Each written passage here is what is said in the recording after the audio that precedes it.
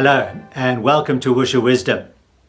In this episode I want to talk about conflict, just to introduce the topic really and talk about the need or the importance of us doing what we can to try and resolve issues if we've fallen out with people around about us.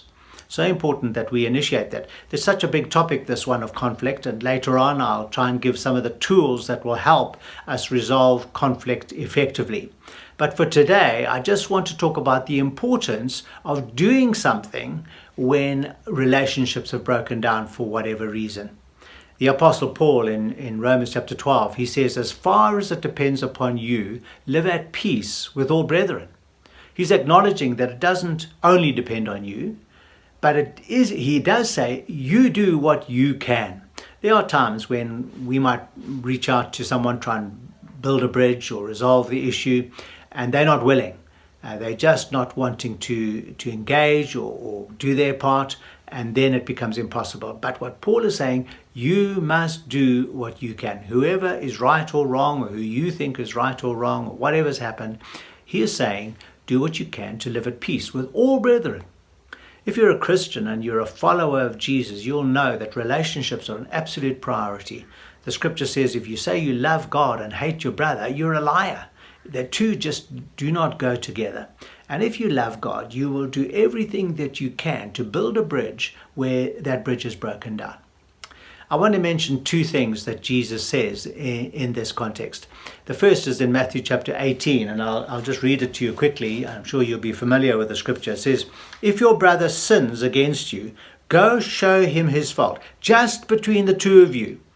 Don't tell the whole world, just go you and him, or you and her. If he listens to you, you have won your brother over. In other words, you can be reconciled. And that's the whole purpose of that kind of confrontation.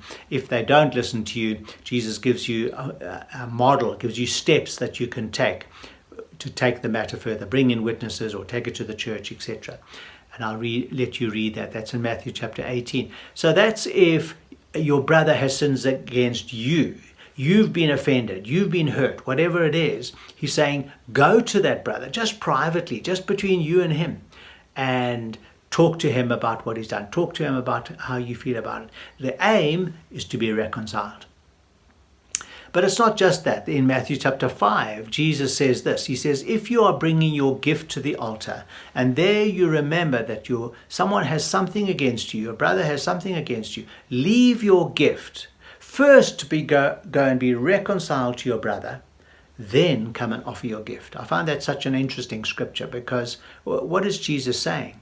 I think he's saying, actually, I don't really want your gift until you've been reconciled. Your gift kind of somehow is not acceptable if you're out of sorts with someone else. The first scripture, Matthew 18, is if someone's sinned against you. In this instance, Jesus is saying is if you remember someone has been offended, maybe you've done something to them. So it's both ways. And so Jesus is saying whatever your gift is, whether it's a gift of worship or a gift of a tithe or a gift of your good works or whatever it is, Jesus is saying actually the priority here is leave your gift there, go and be reconciled, then come and bring your gift. Then your gift is acceptable. So important that we make every effort to live at peace with all brethren. Now, how we do that, of course, is another question, and I want to go into that at later issues. But just for now, for you to ask yourself, are there relationships that are broken down, either because someone has sinned against me, someone's done something that's offended me, said something that's offended me? Well, I need to go to them and sort it out.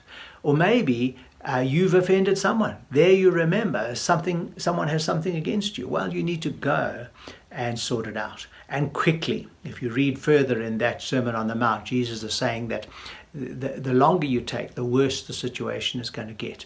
So go quickly and do be reconciled to your brother. Think now of your relationships. Are there issues in your family or in your marriage or extended family or in your church or at your work?